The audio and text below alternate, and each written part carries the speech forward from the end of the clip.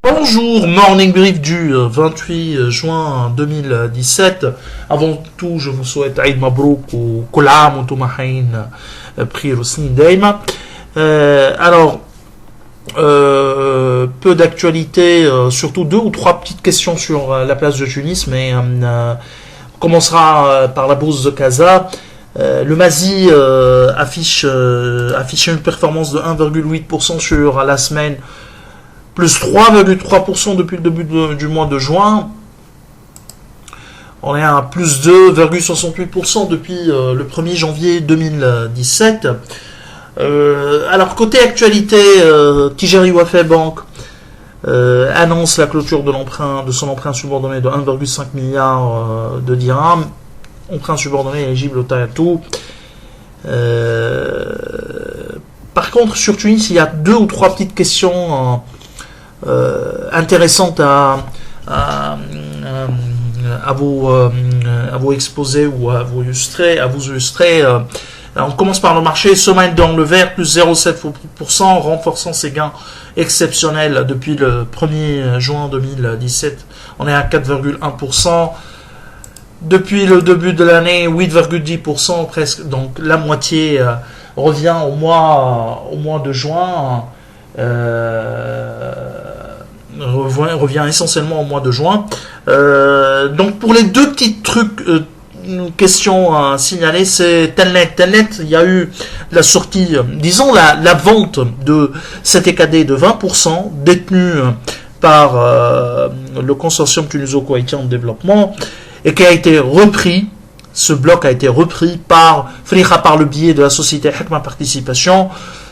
Pour cet EKD, il reste encore environ 7% du capital à travers sa filiale Titan Engineering. Donc il y a encore 7%, on verra qu'est-ce qu'il y aura de ces 7%. Pour Friha, moi personnellement, je suis impressionné par le fait que Friha, après débâcle Sifax Airlines, a réussi à reprendre son capital. Les 20%, c'est 20%, et il est actuellement à 32% directement et indirectement probablement à plus de 40% en agissant de concert avec d'autres actionnaires fondateurs de la société. Il a repris sa participation. Actuellement, c'est l'homme qui commande et c'est le principal, l'actionnaire de référence de Telnet. Alors, notre avis est très simple sur Telnet. Le titre affiche sur une année une performance sur une année glissante, une performance de plus de 93,3% et a presque doublé sa valeur. Le titre sur les 6 mois 55%, depuis le début de l'année 52%, sur les 3 mois 65,2%. C'est impressionnant. On s'attendait à cette performance, c'était notre valeur préférée. Mais on pense que sur le court terme, il y aura une petite correction technique du moins. Sur le long terme, on reste positif. Cet avis positif, cette opinion positive est justifiée par la baisse du dinar, l'effondrement donc de la monnaie nationale et d'un effet favorable net, le plus important sur pour la bourse, pour les valeurs cotées tunisiennes. Ces charges essentiellement les charges de Telnet sont essentiellement en dinars et les revenus sont principalement en euros, grande partie en euros, 95% et presque 100% en monnaie, en devise. Par contre, les charges sont quasi ou presque à 100% en dinars tunisiens. Donc, effet net extrêmement favorable. Donc, amélioration de l'activité, il y aura un dividende revu à la hausse sur l'activité récurrente en 2017, plus le dividende exceptionnel sur 2018 et qui sera révisé à la hausse en 2000 et qui sera distribué en 2019. Et on verra qu'est-ce qu'il y aura aussi bien pour ce qui est du partenariat avec Altran, avec Safran, et on verra avec l'activité, ce qui est de l'activité avec Ingenico, qui a fait un peu la différence durant le premier trimestre 2017. Et Friha, on a toutes les raisons du monde pour que Telnet reprenne et régénère encore plus de cash, vu ce qu'il a mis comme argent et ce qu'il a repris comme partie du capital de sa société. Bien sûr, les gens disent qu'il y a un risque maintenant que Monsieur Friha se concentre sur Sifax Airlines. Je pense pas que fera encore une fois l'erreur d'impliquer Telnet. Monsieur Friha est assez intelligent pour comprendre que il faudra séparer les deux activités. S'il veut reprendre Sifax, on verra. Nous, on est sceptiques sur la reprise de Sifax et sur la capacité de Monsieur Friha de injecter des fonds, mais alors là, très important pour réactiver ou pour relancer l'activité de Sifax Airlines. Donc on pense qu'il y a un peu de risque sur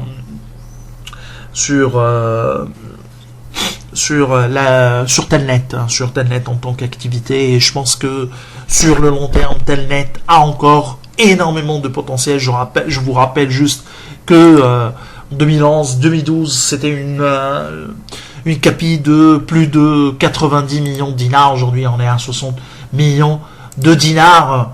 Donc, 60 millions de dinars en 2017. Donc, il y a... Et le résultat devrait reprendre, c'est-à-dire l'activité et les marges devraient reprendre, surtout en 2017. Je parle de l'activité récurrente. Et donc, on fera presque le même résultat que 2011-2012 et 2013 avec une capi nettement moins importante. Donc, je pense que sur le long terme, sur le moyen et long terme, Telnet a encore du potentiel. Il y aura probablement une correction du moins technique sur le court terme, mais notre opinion reste positive sur les fondamentaux de Telnet. Alors, Simpar, il y a eu l'assemblée générale de Simpar le vendredi dernier.